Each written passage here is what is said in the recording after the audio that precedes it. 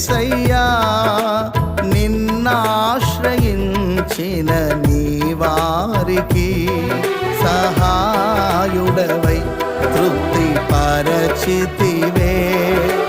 సముద్రమంతా సమృద్ధితో ఆనందించెద నీలో, అనుదినము కృప పొంది ఆరాధించెద నిన్నే ఆనంద ధ్వనులతో.